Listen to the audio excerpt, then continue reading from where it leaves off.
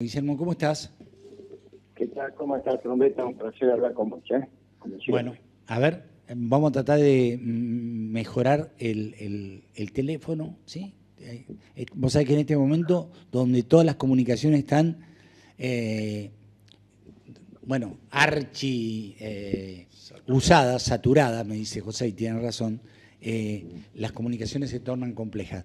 Pero ahí recuperamos la comunicación con Guillermo. Bueno, Guillermo, hoy leí tu columna en el BAE que se titula, repetímelo el título porque ahora se me perdió y no lo tengo acá, ¿sí?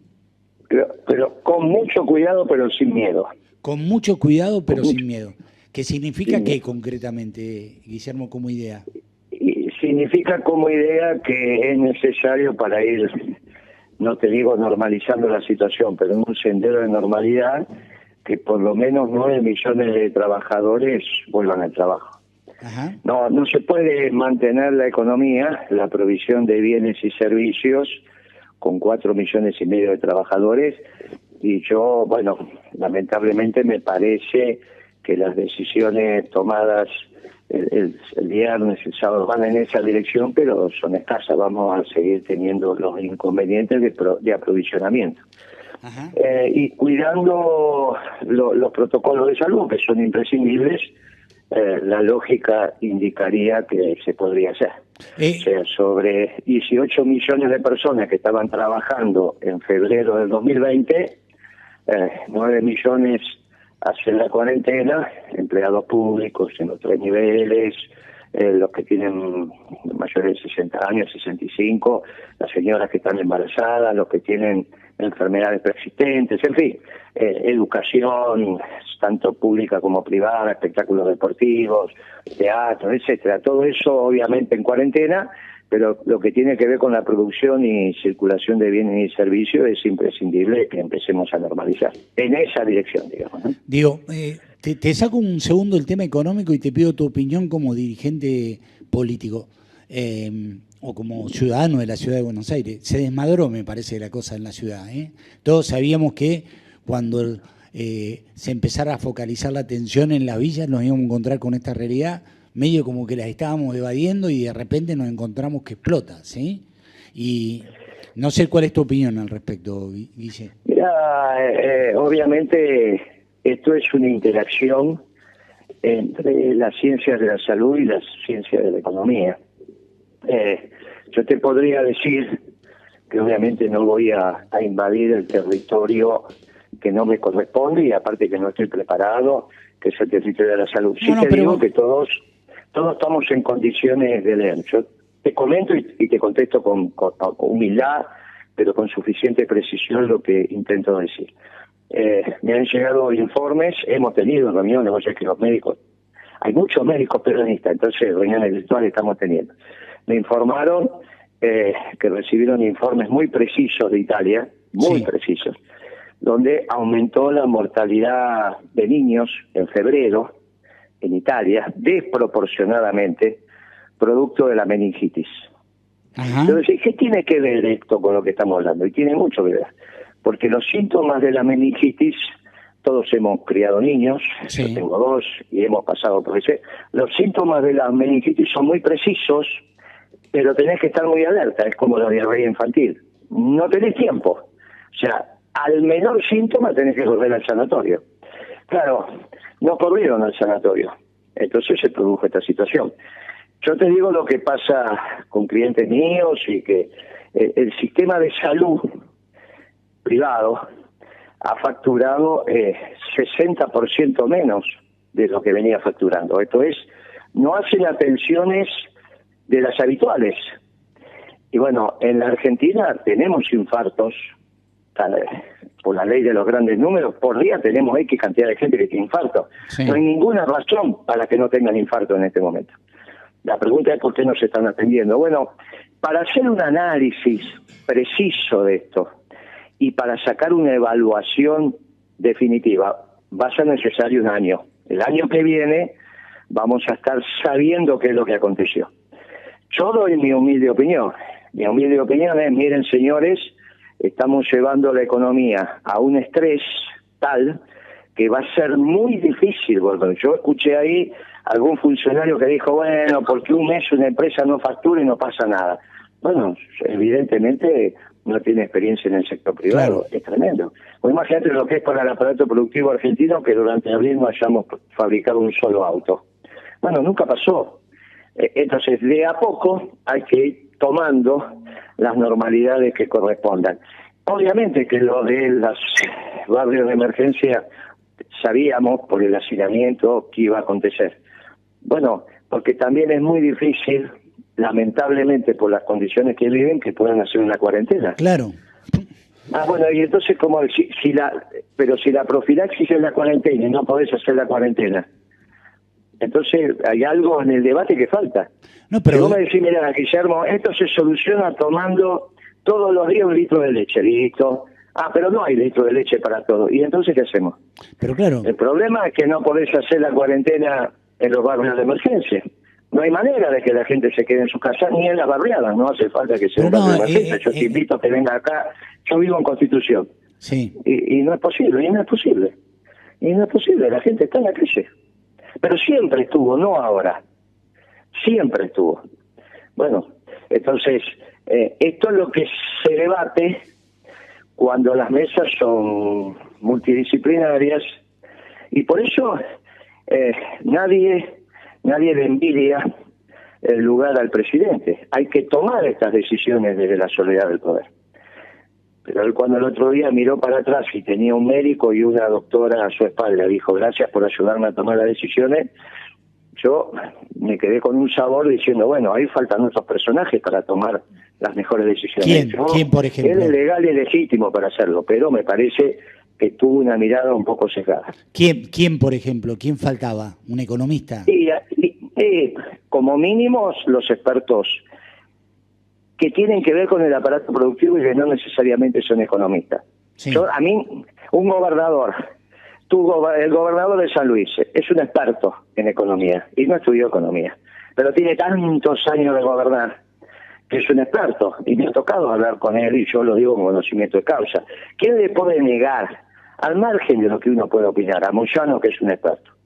¿Quién le puede negar a Coto, que es un experto? ¿Quién le puede negar a Pagani, que es un experto? Bueno, ahí tenés, no necesariamente un muchacho que fue a estudiar a Harvard, eso si son expertos está por verse.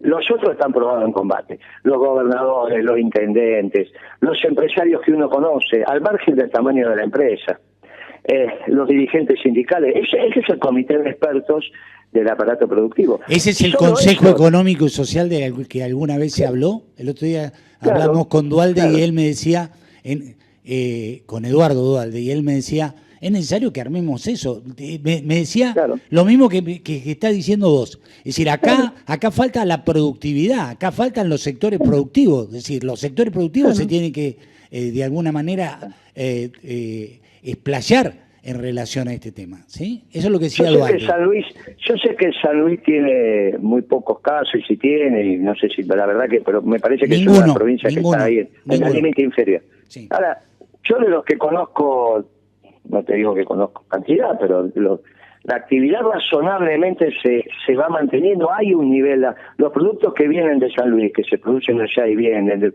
están entrando. Vos tenés que mantener una armonía entre la producción y la salud, porque no es cierto que vos cuidás la salud si la gente no come, o si la gente se te enferma por otros motivos y la gente entra en pánico, entonces no va a un sanatorio porque le duele el pecho y no va porque piensa que en realidad va a ser peor ir a un sanatorio. Pero te estoy hablando de un sanatorio privado, decimos, no, un hospital público, imagínate, no tiene esto, no tiene aquello. Está bien. Yo no estoy haciendo una diferencia en este caso. Estoy diciendo, miren, en los sanatorios privados la gente no está yendo, pero es que se dejó de enfermar de otras cosas, ¿no? Es ridículo esto.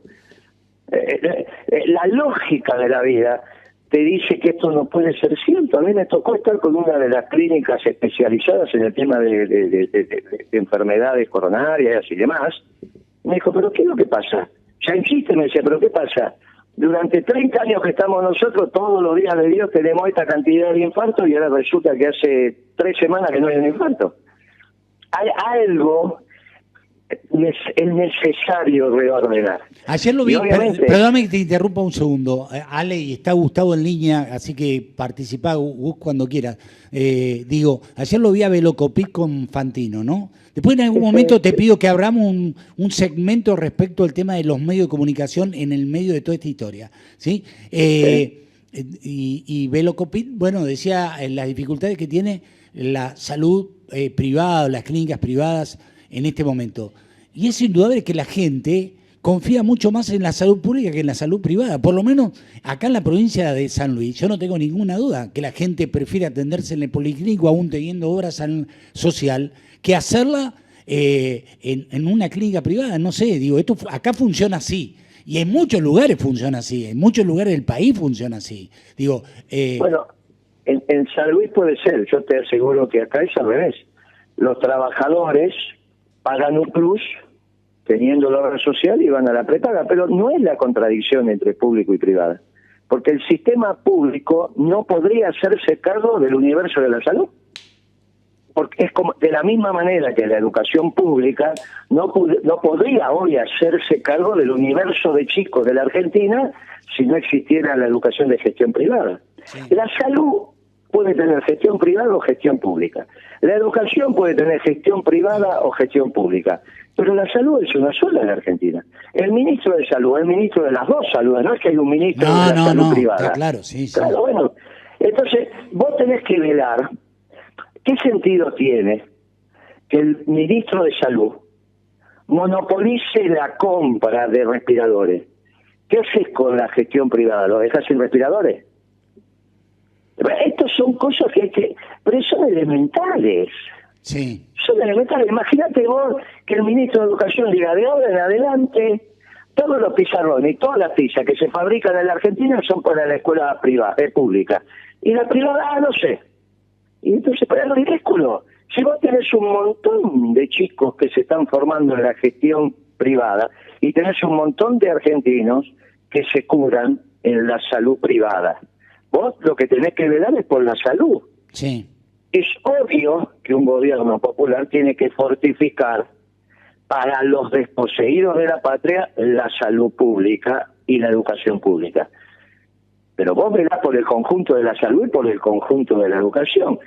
Te lo vuelvo a decir, si había una o dos fábricas, una, que fabricaban respiradores artificiales, y vos sacás una resolución obligando a que todo eso se venda al Ministerio de Salud para ser entregado a la educación pública, en principio parecería ser que justo la primera movida del tablero de ajedrez te dice, mira qué bien que estuvo Ginés. Cuando vos mirás un poquito más, decís, pero ¿y los otros de dónde la sacan? Porque no le vas a pedir a ellos que penetren en las importaciones mundiales y se pelee con el Mossad, con la CIA, con los respiradores. Esto es ridículo, es un hecho estatal. Por eso en la mesa falta la visión de la economía y de lo que está aconteciendo. Yo te digo, sí, le baja 60% la recaudación a la salud privada. ¿Cómo sigue? ¿Cómo sigue eso?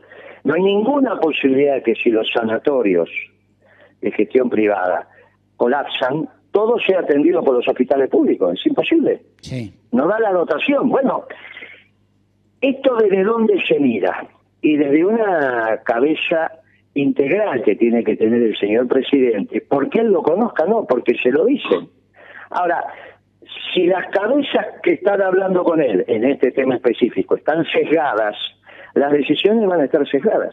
Entonces, tenemos que hacer cuarentena, lógico, muy bien. Bueno, pero en los barrios de emergencia levanta la mano un sociólogo, levanta la mano un psicólogo, levanta la mano el que está ahí y dice, mire muchachos, lo que ustedes están diciendo es imposible. Claro. Porque 3 personas no pueden vivir en 6 metros cuadrados. Pueden dormir un ratito. A la mañana, a la noche, llegan, duermen y se levantan y se van. Pero si ustedes van a pedir que estén 60 días encerrados en 2 habitaciones, no se puede. Claro. No se puede, no va a dar. Entonces empezás a encontrar las soluciones que la realidad te empiezan a indicar. ¿Cómo llegás a a esas soluciones con un conocimiento colectivo, que es lo que yo recomiendo.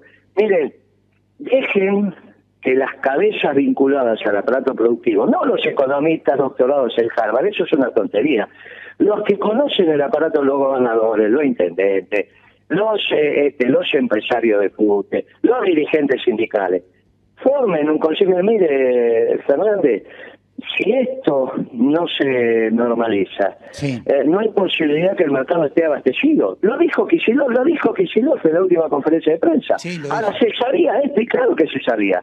Lo que no sé por qué se tardó 60 días en decirlo. A ver, Gustavo. Lo dijo Kicillof al lado del presidente, sí. Moreno, buenos días, señor. ¿Cómo le va? ¿Qué tal? Yo lo escucho atentamente respecto de que la necesidad de abrir la economía. Acercate al teléfono, Gustavo. Sí. Lo escuchaba atentamente de que hay una necesidad de abrir un poco de economía. Ahora, si tomamos como ejemplo Estados Unidos, que tiene la economía prácticamente abierta y en realidad tiene 20 millones de desocupados en un mes, o vemos la economía del Reino Unido en las mismas condiciones y otros países más, ¿cuál es la salida? Porque de un lado se dice que hay que abrir la economía y vemos economías abiertas que tienen gravísimos problemas de desocupación como Estados Unidos, que debería ser al revés. ¿Cuál sería la salida? Bueno, en realidad por eso digo que el análisis final de este tema, y que lo vamos a tener que hacer y con precisión, necesitamos un año. ¿Y por qué va a haber que hacerlo? Y va a haber que hacerlo por si se repite. Y entonces, si se repite, lo que hay que hacer es tratar de tomar las mejores decisiones. Yo recuerdo que cuando este tema empezó, el debate entre los médicos era si barbijo sí, barbijo no. E iban cantidad de médicos a los medios masivos a decir que barbijo no. Hasta que después empezó a decir barbijo sí. Bueno, listo. Y ahora quedó como una de las medidas de profilaxis. Uno podría decir, miren, ¿dónde está concentrado el proceso en Estados Unidos? Bueno, en Nueva York, está concentrado en Miami, hay algún tema en California. ¿Y por qué en el resto de Estados Unidos no hay este impacto? Y entonces lo que diría alguien del sector turismo levanta la mano y dice, mire muchacho, está relacionado con las delegaciones de turistas chinos que de a miles y cientos de miles de personas visitan Estados Unidos por año. Sí. Ahora no visitan las plantaciones de soja, de maíz, visitan los centros turísticos. Si vos vas a Estados Unidos, vas a Nueva York, vas a Miami o entras por el otro lado y vas a California. Está lleno de chinos y japoneses, ¿sí? Lleno. Bueno, yo te quiero decir, no quiero armar un tema, digo, ¿a cuándo empezó esto? Y bueno, ya están diciendo que quizás el paciente cero haya estado en Francia en octubre del 19. Hay un montón de datos que hoy no tienen explicación. Incluso lo que pasa dentro de un propio país. Bueno, esto falta mucho conocimiento, por eso nadie le envidia el lugar de la decisión que hoy tiene que tomar Alberto Fernández. En Estados Unidos... ¿Pero qué decisión para la desocupación? Guillermo, déjame preguntar, que yo soy bueno preguntando, ¿sí? Igual que Gustavo, pero yo soy bueno preguntando. ¿Y qué habría que haber hecho que no se hizo? Algo concreto, vos sos concreto, ¿no? Sí, lo concreto es cuando vos no tenés un tema estudiado, lo abordás con precisión. El presidente pero era imposible haber tenido estudiado esto. Bueno, pero lo dije desde el primer día. El primer día cuando me enteré de la cuarentena, yo estaba en televisión y dije, cuidado, que acá hay millones de personas que se ganan la diaria y si no, no viven. Muy bien. Inmediatamente hay que empezar a planificar la economía. Inmediatamente. Porque si los médicos dicen, mire, hay que hacer cuarentena, y los economistas dicen, no se puede cerrar la economía, inmediatamente lo que haces es pararte en la mitad. Es decir, bueno, muchachos, estamos de acuerdo. Mitad va de cuarentena y la otra mitad trabaja. Inmediatamente, es como cualquier negociación. Ahora, si nadie levantó la mano y dijo, mire, no se puede parar la economía, porque la economía no es la plata, presidente. Por más que usted le regale la plata a la gente, si se da vuelta a la gente, y no hay bienes para comprar. ¿Qué va a hacer con la plata? ¿La va a chupar? ¿Se la va a comer? ¿Va a ser un guiso de plata? Ahora, esto que es sentido común, y a mí me tocó muchas veces estar en esa mesa decisional, no necesariamente está en la mesa si alguien no lo pone. Entonces, dice, salta uno y dice, bueno, impriman plata y denle plata. Y tiene que salir el otro y dice, no, pará la mano, que la economía no es la plata. La economía es el trabajo, el generar los bienes y servicios. Entonces, uno diría, mire, tienen razón los médicos, hay que tener distanciamiento social. Pero no se puede dejar a 4,5 millones solo trabajando para alimentar a 45. Es imposible. Bueno, ¿cuánto estaban trabajando en febrero? 18. Bueno, mitad y mitad. Mitad dentro y mitad trabajar.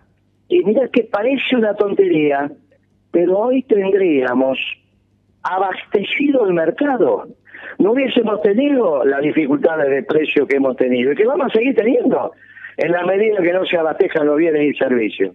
En Estados Unidos explotó la desocupación, porque ahí rápidamente el empresario echa y el trabajador se anota en las oficinas de empleo y empieza a recibir el seguro de desempleo, 6 meses, 1 año, lo que fuere. Entonces rápidamente, cuando hacen la cola, le llega el telegrama y hace la cola, inmediatamente se va a la oficina de empleo que están diseminadas por todo Estados Unidos, es la agencia que más oficinas tiene junto con el correo. La gente va y se anota, entonces la estadística es instantánea. Pero esto está pasando en todo el país. En la Argentina, sí, el problema es que no podemos hacer las estadísticas de desempleo hoy, porque son presenciales. No hay oficinas de desempleo. Entonces vos, para saber el desempleo en la Argentina, tenés que esperar que el encuestador, en la encuesta permanente de hogares, te toque el timbre. Pero el encuestador no sale, porque obviamente está en cuarentena. Entonces esa estadística no la tenemos. Tenemos que ir haciendo proyecciones. Yo lo que te digo es que está arriba del 20%, acercándose rápidamente a la crisis del 2001. Es decir, ¿un 20% de desocupación? Pero fácil. Y yo te digo, en el 2001 vos llegaste al 25%. ¿Y sabés lo que pasó? ¿Y en cuánto está la pobreza hoy?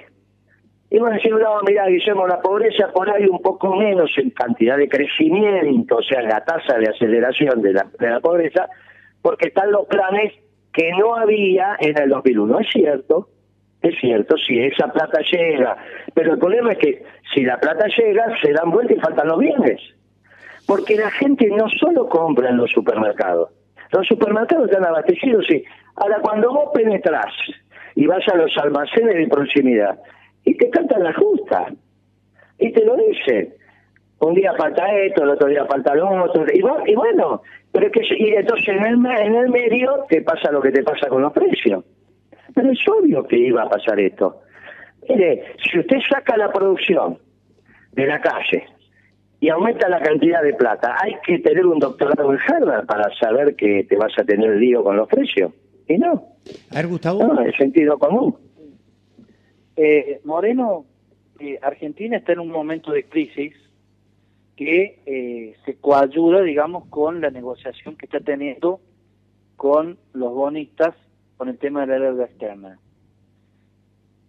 ¿Qué le conviene a Argentina hoy? ¿Seguir negociando, ir a un default, como está yendo el 40% de los países del mundo, o dejar que lo arregle la supuesta nueva solidaridad del mundo? Mire, primero, nunca se pueden violentar los principios y valores. Yo eduqué a mis hijos como usted a los suyos, y así mis hijos educan a sus nietos diciéndole las deudas se pagan. Uno no cría, conforma una buena sociedad diciéndole las deudas no se pagan. Porque eso es una cosa que no funciona. ¿Quién va a alquilar un departamento si después resulta que los inquilinos no pagan? Entonces, pagar las deudas, incluso sin necesidad de que esté firmado en un contrato, es una obligación moral. Pero ¿cómo vamos a pagar una deuda? ¿Pero cómo vamos a pagar una deuda, Guillermo? Ahora voy. Hagamos un segundo. El problema no es pagar o no pagar. El problema es quién pone la plata. Y yo lo vengo diciendo hace rato, que la plata la tienen que poner las 1000 familias de la Pampa Húmeda, tienen que poner los 7.000 millones de dólares que se llevan por año. Y se los llevan 7.000 millones de dólares, 1.000 familias se llevan todos los años de Dios, y no es justo. Entonces, no corresponde que el pueblo argentino pague la deuda que no la hizo el pueblo argentino. La hizo un Blanco Villegas, alias Macri. Blanco Villegas es con quien lo crió la mamá a Macri, no lo crió Franco. Si lo hubiese criado Franco hubiese tenido otra cabeza, difícil también, pero otra cabeza. Lo crió la mamá, Blanco Villegas, una de las 1.000 familias, por eso duplicó la comida el día que llegó, duplicó el precio de la comida el día que llegó. A los únicos que les sirve que la comida esté cara es esas 1.000 familias. Con lo que hizo Macri se llevan 7.000 millones de dólares todos los años de Dios. Entonces el problema, ¿yo por qué le voy a cuidar la billetera a 1.000 familias? Y voy a complicar al pueblo argentino. Entonces exactamente al revés. Primero, las deudas se pagan, la plata la pone la oligarquía.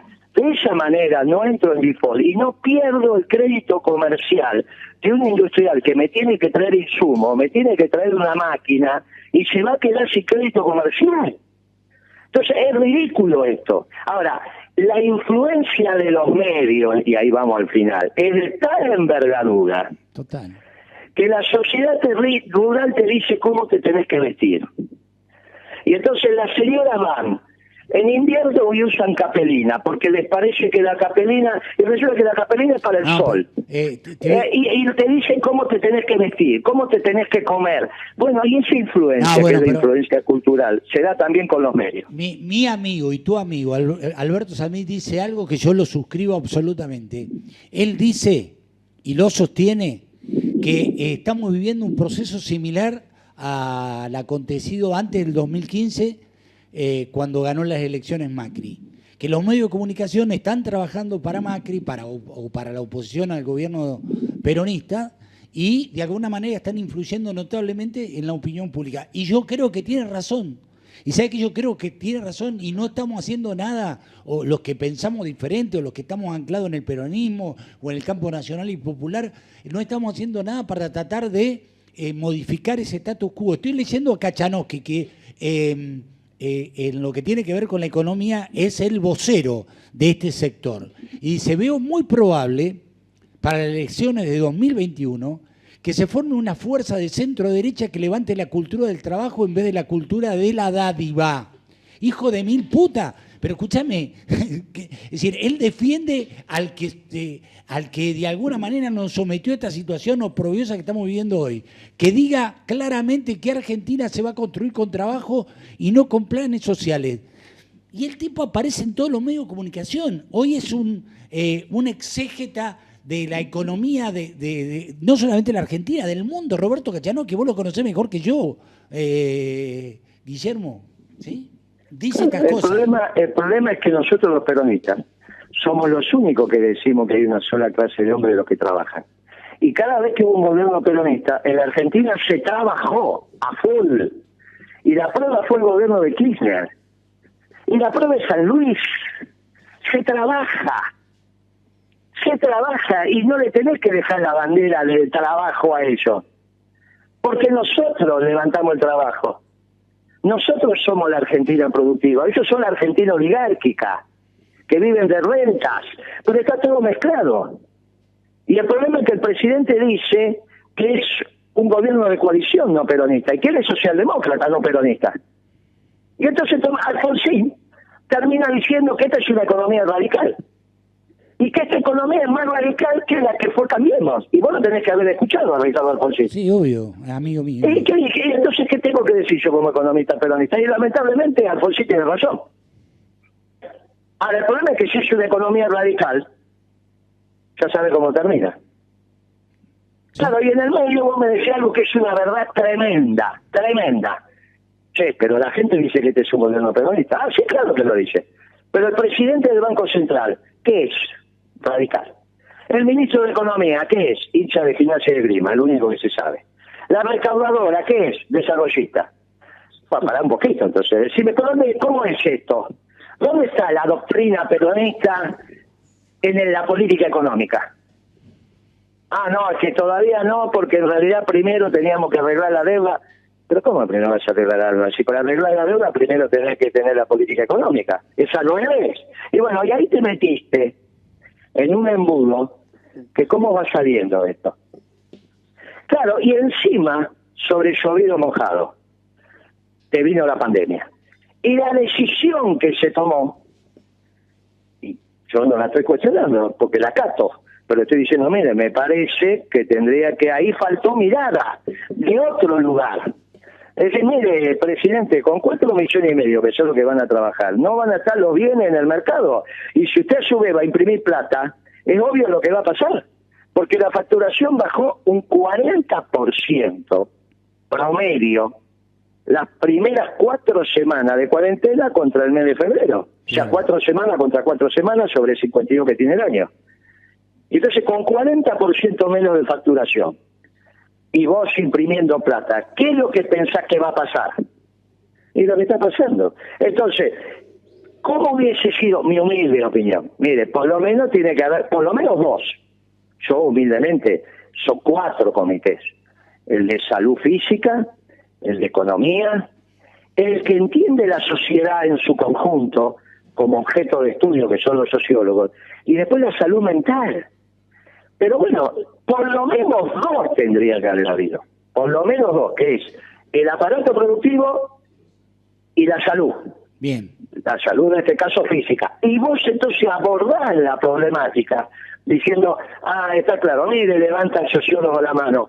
En los barrios de emergencia va a ser muy difícil la cuarentena como solución. ¿Qué hacemos? Y bueno, te pones a estudiar, a pensar, a ver cómo lo resolvés. Pero está claro que esa metodología era muy difícil. ¿De qué te sorprendiste vos cuando viste los videos en la 11-14 o en la 31 acá en la capital y era todos los días, era como un sábado o un domingo, todo el día? ¿Y qué vas a hacer ahí? Seguro. No puede. Bueno, eso es entender. Ahora, ¿por qué? Y porque, mira, hay que abordarlo esto para encontrar la propuesta correcta.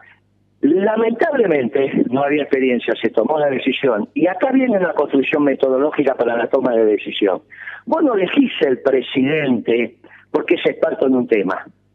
Vos elegís el presidente porque tiene inteligencia práctica. ¿Y desde dónde toma las decisiones? Desde la doctrina. ¿Cómo toma las decisiones el Papa? Desde la doctrina católica. ¿Cómo la toman los judíos? Desde su propia cosmovisión. Y así la va tomando. ¿De dónde la toma este gobierno? En un tema nuevo, desconocido, con la metodología correcta, que es abordarlo desde las multidisciplinas y desde la doctrina. Porque para eso está la doctrina. Para eso está la doctrina.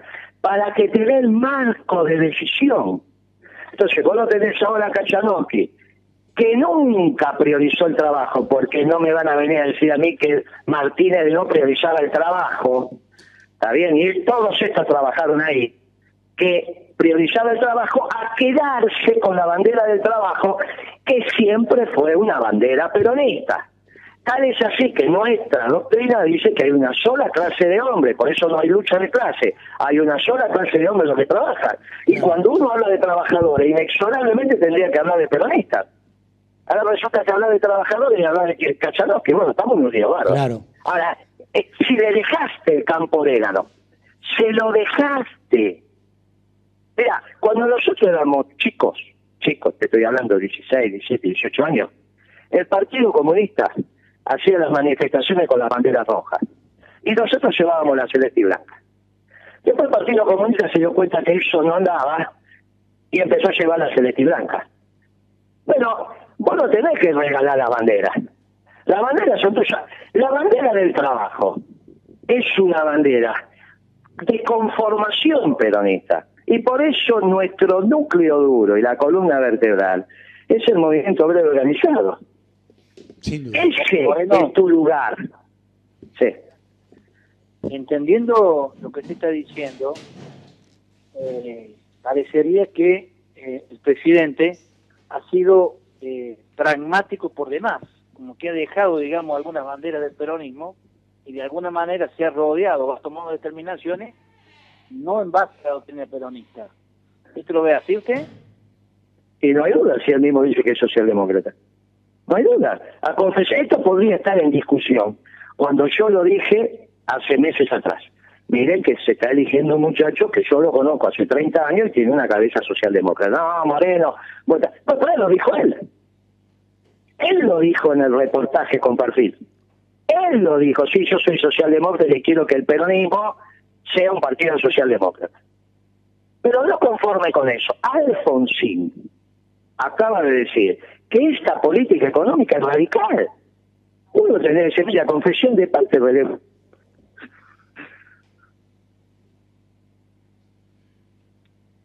Ahora, Gustavo, ¿cómo la radical? ¿Vos viste algún gobierno radical que sea exitoso en lo económico? ¿Vos le tendrías confianza a la política económica de Ricardo Alfonsín? Bueno, Ricardo Alfonsín, que yo lo quiero mucho, está todo bárbaro, pero cada vez que nos vemos discutimos economía, pero con mucho respeto y lo valoro, dice que está fascinado con esta política económica. Entonces, basta que Alfonsín diga que él está fascinado para yo decir, sonamos, muchachos, ya sabemos cómo esto termina. Y Cristina Guillermo... Salvo que vos me des un solo caso de una política económica radical exitosa, y no la vas a encontrar. Guillermo, ¿Cristina qué papel juega en este momento? Y yo creo que ninguno, ¿no? Ella es vicepresidenta, ni fuero tiene. Pues no creo que ninguno. El Poder Ejecutivo es unipersonal. Puede ir, estar 3 horas ahí en Olivo, qué sé yo, pero yo creo que ninguno. Ella, humildemente, la gente que la rodea a Cristina debe pensar que una caja importante, porque eso es lo que está circulando, es el ANSES. Yo le digo, mire, tenga cuidado, acá hay una sola caja importante. Y son las reservas del Banco Central, y las maneja un banquero radical. Pero entonces, ¿cómo las va a manejar? Mal, como las está manejando. Entonces, te preocupás por la caja del ANSES, la caja del PAMI, y resulta que del otro lado, la más importante, que es la que tenés que planificar, está al frente un economista banquero radical, presidente del Banco Central. Guille, No ninguna. Casi te diría que le dan para que se distraigan, ¿está bien? Sí, sí. Casi te diría. Con todo el respeto a la ANSES y al PAMI, pero creo que hay un error de apreciación de lo que está pasando. Te mandamos un abrazo, Guillermo, gracias. Clarísimo, No, como gracias, siempre. Gracias como siempre, a ustedes, clarísimo. como siempre. Bueno, estamos en situaciones muy tensas y las conversaciones están reflejando eso, pero hoy es un día, acá al menos en la capital es un día de sol, el cielo está celeste, es un buen día peronista, y yo te digo que finalmente siempre que llovió paró. Y que no tengas ninguna duda de lo que te voy a decir. Los días más felices fueron, son y serán peronistas. Y serán peronistas. O sea, tardaremos un poco más, tardaremos un poco menos, pero finalmente nuestro pueblo será feliz. Y a partir de ahí vamos a peronizar el mundo, porque después de 70 años somos lo único que quedamos. No quedamos ni los socialdemócratas, ni los marxistas, ni los liberales, ni los liberales. La verdad que después de 70 años Perón tenía razón. La tercera posición es la verdad. Te mando un abrazo y gracias por el llamado. Gracias.